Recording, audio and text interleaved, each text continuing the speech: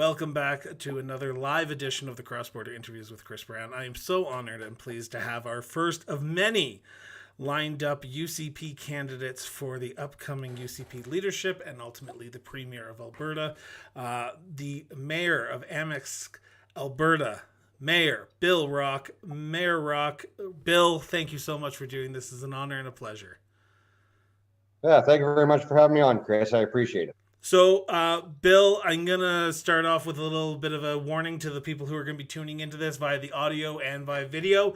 If Bill's audio goes out or or his video goes out, it's because he is doing this via rural internet. And sometimes, as I know personally, living up in northern Alberta for a long time, or center of Alberta internet, it can be unreliable from time to time. So if he does tune out, we will still stay here, but we'll see if we can connect back with him.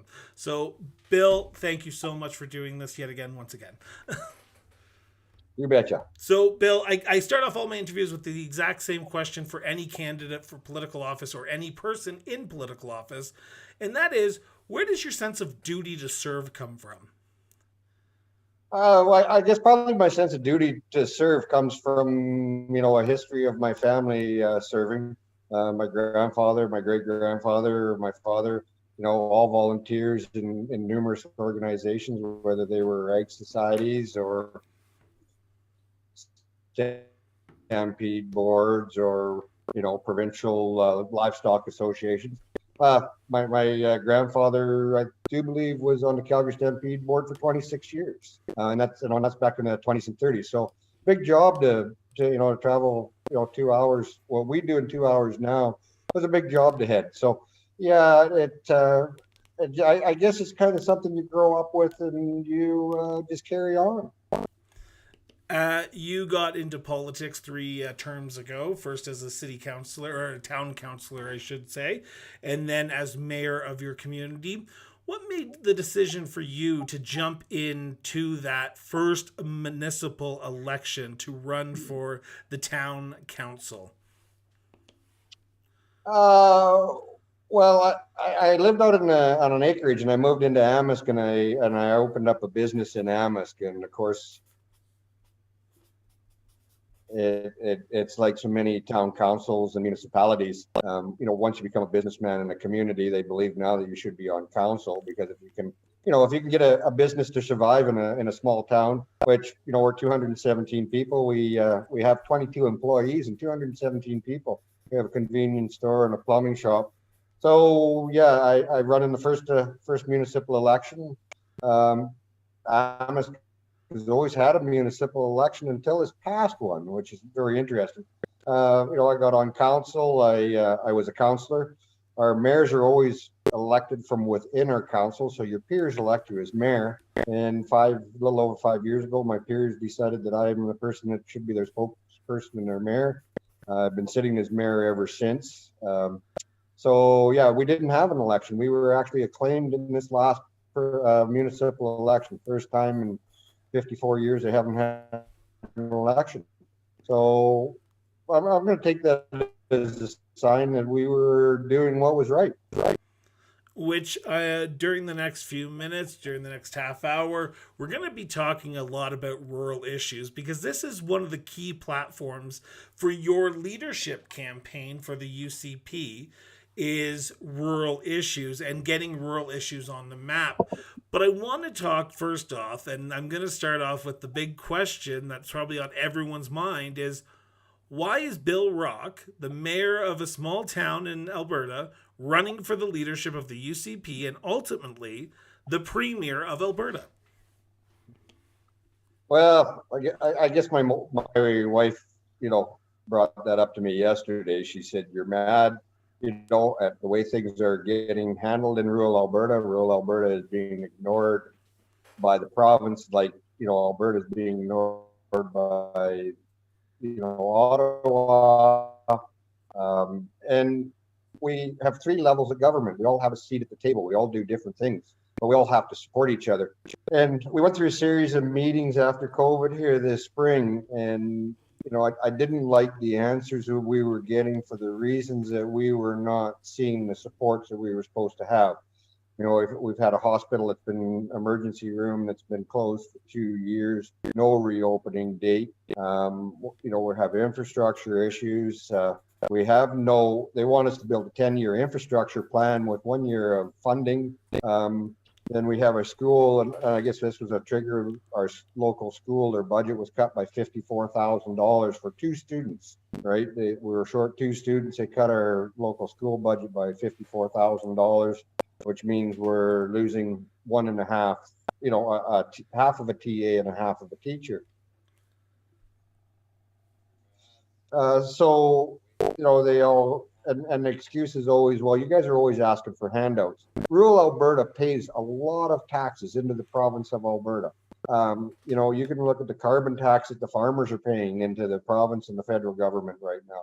You look at the tax that the oil companies are paying. You look at the tax that, a lot of, the working people in rural Alberta are paying, a lot of tax.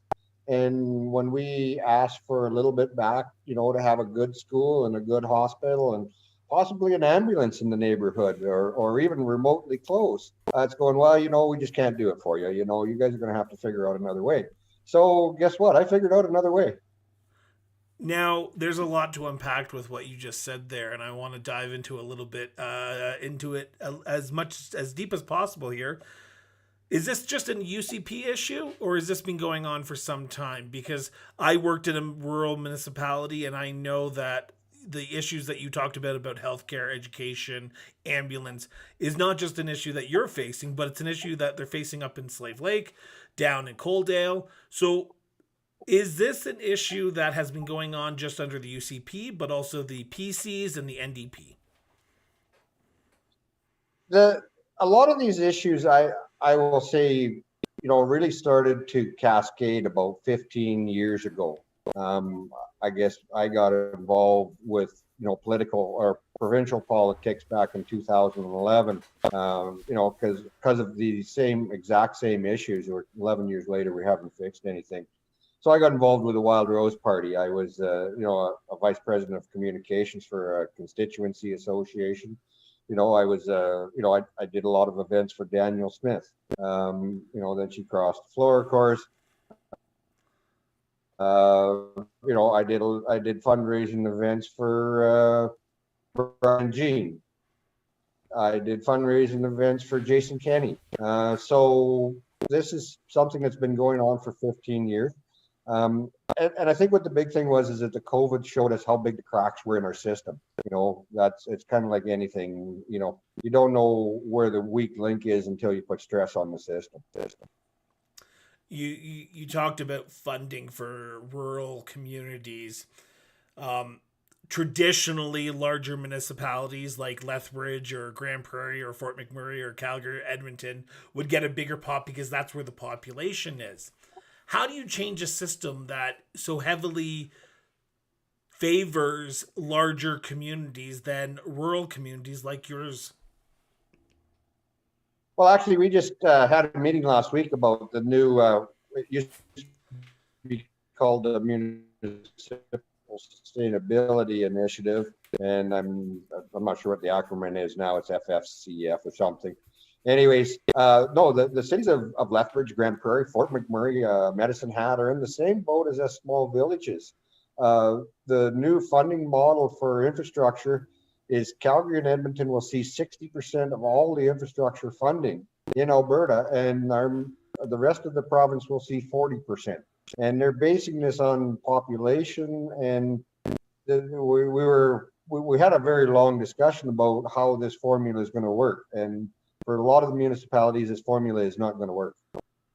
So how do you change that? How do you change that? Because most mayors would be sitting, my cities, my village, my town is more important than your town, so I need more money. So how do you balance that? How do you, and you know that, you're the mayor of a small town, so you believe your town is more important than every other town. So how do you balance the balancing act of supporting all small projects without pissing people off, pardon my French? Okay, let's get something straight here right away. I'm running for the leader of the UCP to be the Premier of the province to represent all of these people. Yeah, my town may get a little bit more if I become Premier, but you can ask a lot of people in our region. I'm a person that is very regional. When I talk to my community, and we've had this discussion with Justice and the RCMP and stuff, and they said, well, there's 217 people in your community. I said, no, there's about 4,000 in our community. Oh, well, I said, I take in all the community. I work with other mayors and councils and the counties. So how do we make it more equitable? We have to look at resources and where the industries are, which I can bring up the Hardisty terminal, which is only 17 kilometers up the road from us. The Hardisty terminal moves at a very minimum of $150 million a day worth of product through it. I've been told there's estimation in the next year or so, there'll be days when that terminal is moving $430 million a day of product. And in comparison, the Port of Vancouver does $220 million a day to $500 million a day. So we have a facility that's bigger than the Port of Vancouver. Yeah, we can't get an RCMP officer in our neighborhood. Those are the comparisons. So there's a lot of very smart people. Like I said, I was at a municipal caucus meeting last week. A lot of very smart people. We came up, we did some brainstorming. We've come up with some pretty good ideas. The problem that we found is now getting the provincial government to listen to the municipalities. I'll give you a breakdown. There's 200 cities in Alberta. There's 2,700 municipal representatives that live in their community every day, work in their community every day, and we have 87 MLAs, and there seems to be a breakdown now of communication between us and them. I know some people are trying to fix it, but we have to get that fixed because we're the eyes and the ears of our MLAs. So like I said, we've got to get better communication. Like I say, there's a lot of smart people out there who will come up with a very good formula. I want to talk about a provincial issue now because you said you are technically running for the entire province to represent everyone. Now, the UCP have been in power for 3 years, and there has been turmoil within that party for, let's say, the better part of the last year. How do you unify a party to unite them to win the next election to represent everyone? Because that's what a lot of people are looking for right now, is someone who will unify the party to represent all Albertans to ensure that their voices are heard. How do you do that, and why are you the best candidate to do that? Well, I think I'm the best candidate to do that because I belong to constituency associations for many years. The reason I run in the 2015 election in Wetaskiwin Camrose is because Wetaskiwin Camrose constituency association was in problems. They didn't have one. So myself and two other fellows, we offered up our time to go to Wetaskiwin Camrose to get a constituency association going. What I've been hearing on the road is that the constituency associations have lost their voice. And the outline of a constituency association is that they represent 30 board members across their constituencies. They're supposed to bring that back to the constituency meetings, of which the MLAs need to attend. And the MLAs need to start listening to the constituencies. And there's been some disconnect there.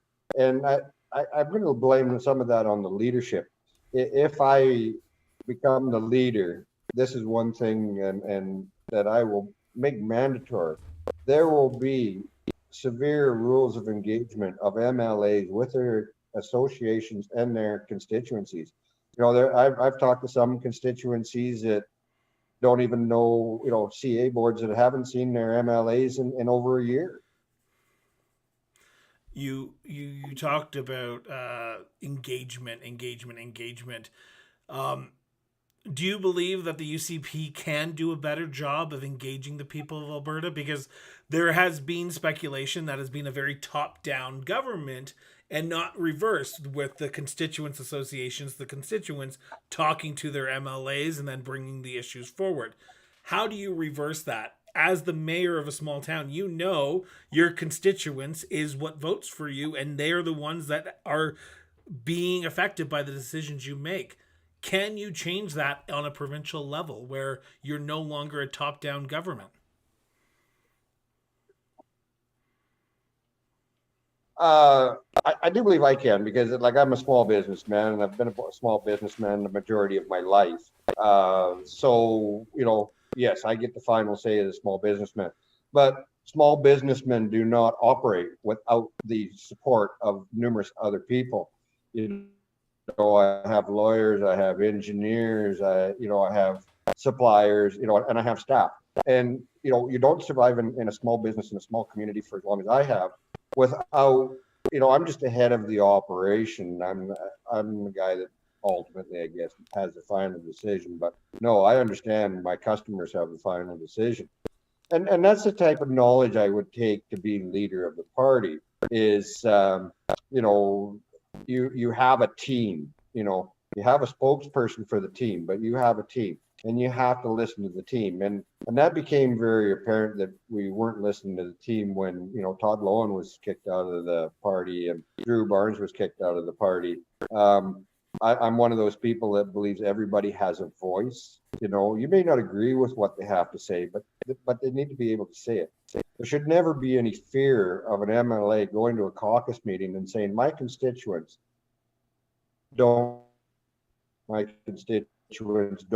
us to do this, and you can say, well, okay, you put that to a democratic vote. Okay, we're going to move forward with that bill. But if you wish to vote against it on behalf of your constituents, that should be the right of any MLA. You're talking about more free votes and more better representation for the local MLAs. One of the things that you've proposed on your on your social media pages is reforming the Recall Act to ensure that your local MLAs are accountable. You've said on those infographics that you've put out that the current legislation as is doesn't go far enough. How far would you want it to go? How far do you want MLAs to be accountable to their constituencies? Well, you got to remember who's writing their paychecks. It's not the provincial government writing the paychecks. It's the taxpayers writing the paychecks. I think the policy that we have up on our Facebook page is very realistic. Where you need a certain amount of signatures from the people that have been engaged in politics who have voted, right? So, and then, of course, it's 50 plus one of those. I don't think it's realistic to ask that 75% of your constituency, which would be, somewhere in the neighborhood of 36,000 to 40,000 people, 75% of, to get 40,000 signatures when only 22,000 people actually have enough interest to come out and vote, is realistic. So say you had 22,000, people that came out and voted in the last election. A realistic number is 10 to 12,000 people that need to sign. If you have 10 or 12,000 people that are upset with the job that you're doing, you need to be recalled. Do you not think that then that causes an endless supply of elections, or are you comfortable with that? Are you comfortable with giving the voice of giving the people a voice in the direction that their government is going? And I know we're talking about an issue that is so far not an issue that are a lot of people's minds, but I like this type of conversation because it tells me what type of leader you will be as someone who would give their local constituencies a better understanding and a better role in politics. Well, there's always this 5% or 10% on each end of every issue. And as a mayor of a village, believe you me, I have to deal with on a regular basis. So what we always end up doing is you listen to the 5% here and the 5% on that end, but then you have to do what the 90% in the middle want done And really, realistically, I don't get an agenda when I'm the mayor of a town. I do what the people of the town ask me to do. And so I don't believe if you have good candidates in place and people that are working hard, that they are going to be replaced. It's just like any other business. If you have a good employee that, that is, the people are happy with, that employee will be with you many years. And, just to blow my own horn, many of my employees have been with me for 5 to 8 years. Wow. And the longest is 12. We got married on Saturday. Oh wow. I want to talk about one of the big issues that was brought up at the debate last week that the an organization held here in Alberta that you were not involved in, but I want to get you on record here on the show because there are people who tune in from across Alberta who listen to our show. Autonomy versus sovereignty versus federal jurisdictions. Where's your stance on autonomy versus sovereignty within the province of Alberta? Well, I just had this discussion at my last event, and everybody talks about, sovereignty and separation and autonomy and this. And if you want to, I've been in business for many years, like I said. If you want to negotiate a contract with anybody, you always have to negotiate that contract, from a position of strength, right? If the other party believes that you're weak, you're going to lose every time, So therefore, we have to look at having a referendum, and I'm going to follow the APP on this because I've read all of their stuff, and the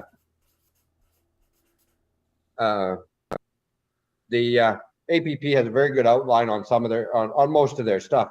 So a referendum in 2025 would be a way to go, and you have to have that referendum, or the federal government's going to go, well, you weren't serious about negotiating, and because you're not going to have a referendum.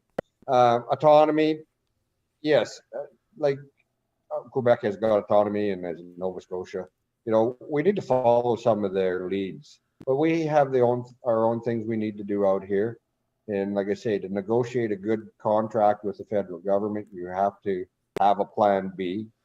And I think a referendum in 2025 would be a good plan B, just to make sure that the federal government knows you're serious. Jason Kenney has had a hard time fighting with Justin Trudeau, the Prime Minister of Canada. Why do you think you would be a better position or better person to negotiate and to deal with Justin Trudeau when Jason Kenney, who love him or hate him because he's the outgoing leader, didn't have a good time trying to negotiate a better deal for Alberta? Why do you think you'd be a better person to do that? Well, I'm really going to go out on a limb with this one because I've been married nearly 30 years. And I somehow I negotiated with my wife enough to be able to run for Premier of the province. I love it, Bill. I love it. And I love your wife for hey, I got to give my wife a lot of credit because she gets up in the morning and she's having coffee and she starts thinking, my God, what is he going to do today? We opened a convenience store 9 years ago. We were going to only have it open 6 months. We're going to hire a manager. You can believe she throws that at me just about every day, at 5:30 in the morning when she's going to work. But in all seriousness. No, but in all seriousness, there's always two sides to negotiating, and I always say I will take the fight to Ottawa, which you can believe me, I will take the fight. But I think I'm a pretty stable negotiator. There's always give and take in negotiations. The biggest problem you have right now is trying to get Justin Trudeau to even sit down at the table to negotiate anything. And the other thing we see, quite often is that there's 10 provinces negotiating with Ottawa, and we got to get all 10 provinces on the same side to negotiate, or we have to look at sovereignty and a referendum and autonomy. There's lots of good platforms out there. which, it's kind of one of those things you're going to have to combine about 4 different platforms and have a good blend. So I do believe, we're sending $15 billion a year to Ottawa. So I think you're in a position to negotiate with that 15 billion. And, we haven't made it very far in the Supreme Court, but, with anything. But have we been fighting the right fights? And that's the other thing, you fight the fights you can win. You don't fight fights that aren't going to be good for the people of Alberta. One of the big issues that has come out recently, and this is a federal versus provincial issue, is the idea of a provincial police force. Earlier today, we're recording this on June 27th, a list of mayors from municipalities across this province came out and said, we want to keep the RCMP. What's your opinion and what's your stance on a provincial police force versus the RCMP? And do you favor going towards a provincial police force? Well, I've been involved in these meetings now it'll be going on about a year and a half. A lot of them back in this spring. People have to remember in 2032 that our contract with the RCMP is up. So before 2032, 10 provinces have to come to an agreement what we want for policing. And then we have to negotiate with the federal government on that policing issue. It was brought to my attention by, a federal government person that the federal government wants to also get out of community policing.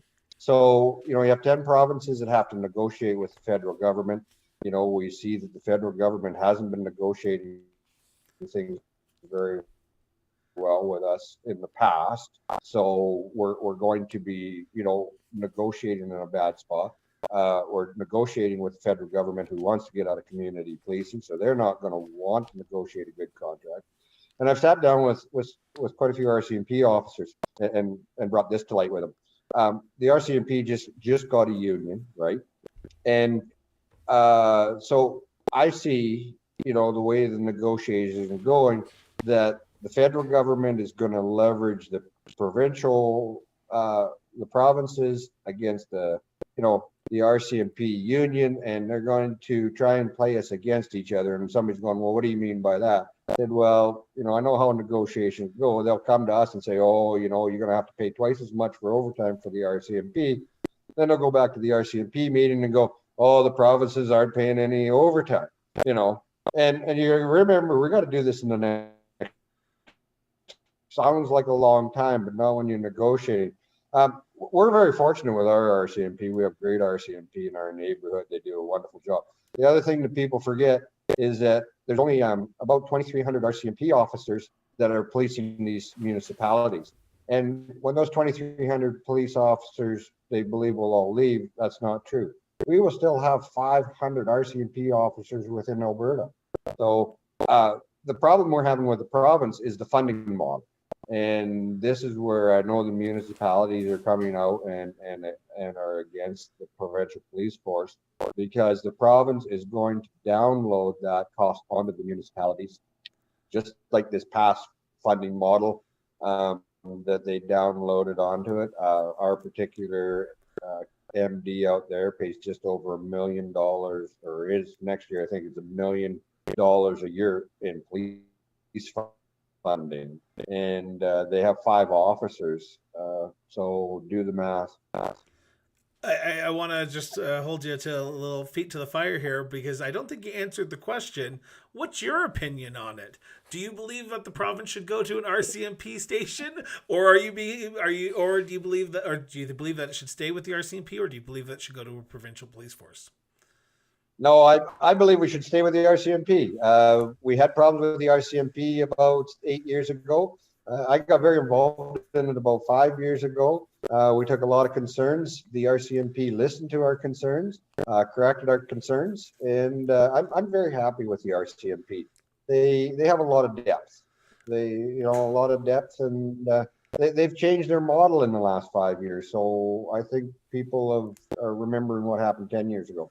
I want to thank you for answering that, and I apologize for asking it again. I just want to make sure I got that on record. Last largest area I Okay, wanted. I was giving you the political answer before. And I saw right through it. I was going to call you worship, but I saw right through it, Bill. Um, the last area I want to talk about is one of the biggest ones. That is the reason why we're kind of in this situation is COVID-19. The UCP was accused of mishandling the COVID-19 situation, the pandemic, whatever you want to call it. How well do you think the province handled the last 2 years when it came to the health file and the COVID-19 pandemic? Well, I'm one of the ones that was involved with it from day one, because being the mayor of a municipality, we got the word on a Friday afternoon of what supposedly was coming. Our council sat down and we made certain decisions. 4 months of the pandemic, I believe that the government did an excellent job. They used a lot of information from disaster emergency management people in the field, Alberta Health Services, and all of that. But somewhere along the lines, and then I can give you probably the time that it happened. It was a Wednesday before Christmas, and we were told that we had to go, and the church wasn't allowed to have their church service, the school wasn't allowed to have their Christmas concert, the seniors weren't allowed to visit their grandchildren couldn't come to their house. So I'm the guy that had to go out and do that, right? I had to phone the people, and I didn't go out and do it. I had to phone the people because I wasn't allowed to go see them, and tell them, no, I'm shutting this down, I'm locking this down, this is the way it is. And then I turn on the news on Saturday, and I'm going, there's the people who were in the meeting there in Hawaii and Mexico and Europe. So that was kind of the end of believing a lot of stuff. And then when we got into the vaccines, that I believe that the role of the government was to ensure that there was sufficient vaccines for every Albertan. Then we tried to bribe them. That didn't work. So now we're blackmailing them. And that is so wrong on so many levels. We had another situation where, if something in our municipality wasn't right, that we would be informed by Alberta Health Services, so that we could work, on correcting the situation. And I got a call and said, well, you will no longer be informed of what's going on in your community. And, like I said, this is where the disconnect is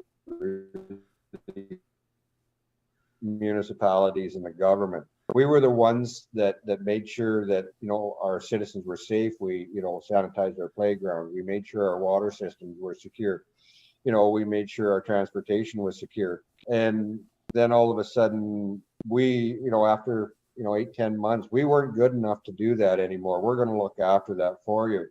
And that's when they did a very, very poor job of it. I don't think they realized what, the 2,700 elected officials were doing in their communities.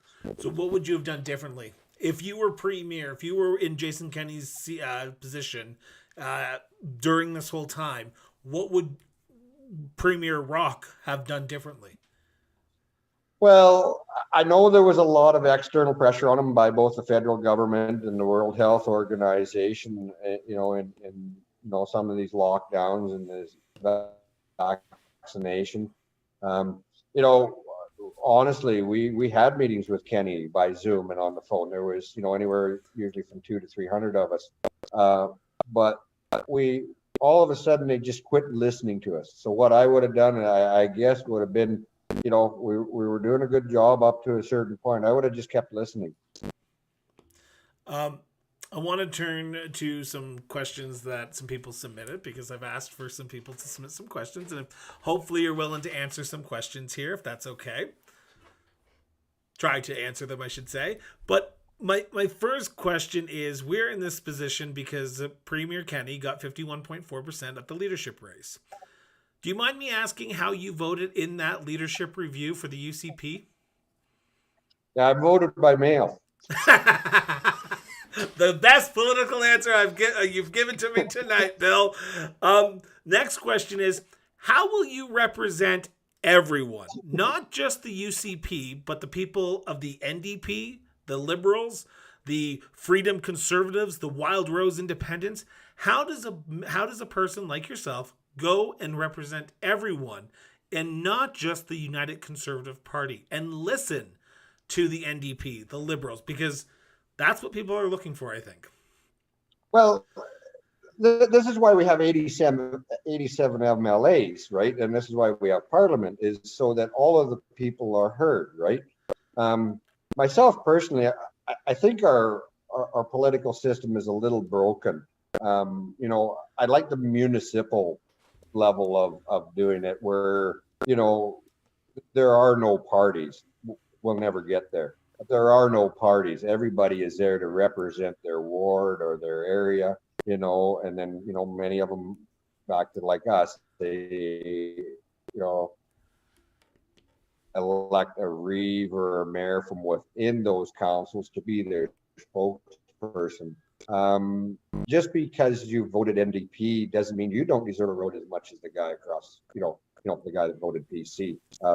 There's 87 people, and then that's what Parliament is there for. Is you debate things back and forth, and at the end of the day, the 87 representatives from across Alberta need to do the best job they can for all Albertans, not just only for their constituents, but for all Albertans. What would you do on day one if you were to win this leadership? What would be your first act as both Premier and the leader of the United Conservative Party?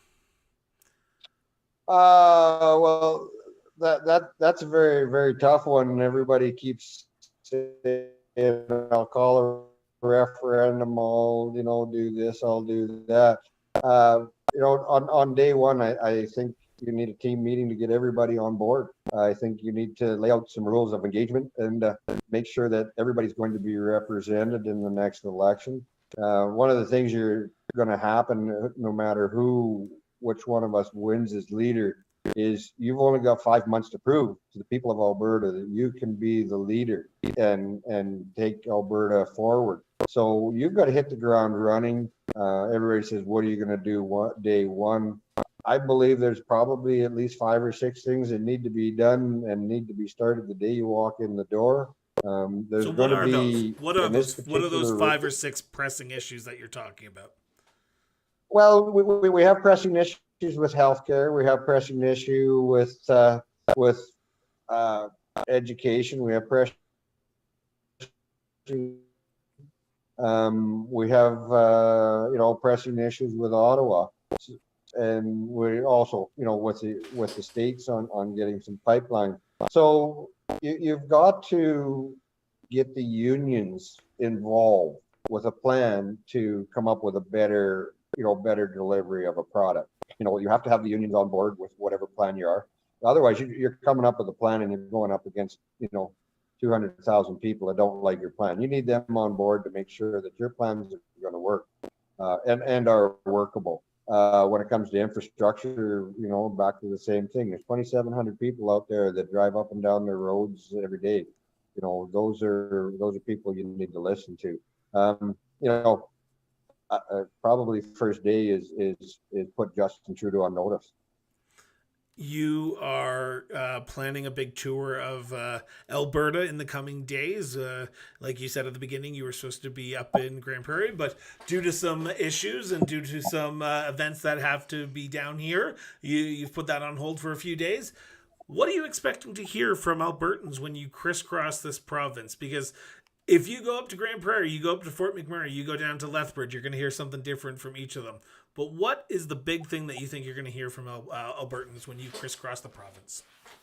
Well, I've already done a couple of fairly big tours already, and it's actually not different anywhere. I've talked to lots of people on Facebook and on the phone and text messages. Right now, inflation, the carbon tax, the price of fuel, the price of utilities is killing families. Our MP just sent me some statistics here yesterday, which sends out to all of the constituents so that we all have them. 4 months ago, or 5 months ago, the average, 50% of the population believed they were one paycheck away from being bankrupt. That now is 60% of the population believe they're $200 away from being bankrupt. 1 in 6 Canadians is going to be using the food banks in the next 4 months. Those are problems. And governments are upping taxes. We're taking more tax.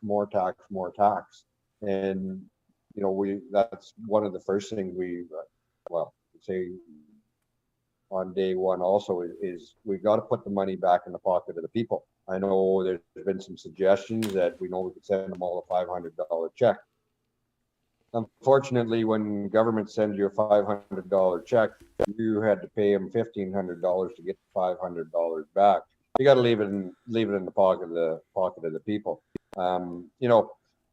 The utility rates. I was in the room when the NDP government announced that they negotiated a deal with the power companies, to transition away from coal. And I was sitting next to a very smart man, and he said, "I read that contract. The utility companies put, one sentence in there that we're all going to pay for another 20 years. So we've got to renegotiate our utilities. We've got to get our utilities down so they're a realistic number." There's a lot of things to do first day you're in there. So my second last question to you, Bill, is this. Why should people take out a membership and vote for you as the next UCP leader and effectively the next Premier of the province of Alberta? Well, I'm an independent candidate in the sense that I have come from rural Alberta. One says, can you take on Ottawa? Well, if a small town mayor is willing to, take on the job that, run for the UCP party in the Premier's office, believe you me, I'm willing to take on anything else. It's like my grandfather always told me: if you don't vote, don't bitch. If you don't like what is happening, take out a membership and vote your conscience. Vote for the person that can do the job for you. And I'm hoping that, a lot of rural Alberta and even the cities, will look at me and say, okay, here's a guy that is not a career politician. Here's a guy that's a businessman. Here's a guy, that's a grandfather. Here's a guy that's been, on a council of a small village. It's a labor of love, the council of a small village for my paycheck. This is an everyday Albertan that we believe can speak up for us. My last question to you, Bill, and this is the big one. This is the $1 million question. We've talked a lot. Yeah, I can win this. Wasn't that question, but okay. Next question is, how can people get involved? I'm assuming, like a lot of campaigns out there, you're run by a lot of volunteers. How can people learn more about you? How can people reach out and ask you a question? What is the avenues that they can do that? Okay, well, we're on Facebook on a political page. It's the one I have with a suit. It's just Bill Rock political page. Our website is up and running now, so it's really difficult. It's billrock.ca. And if they want to email us, it's just bill@billrock.ca. We're trying to keep it, simple. We make it easy.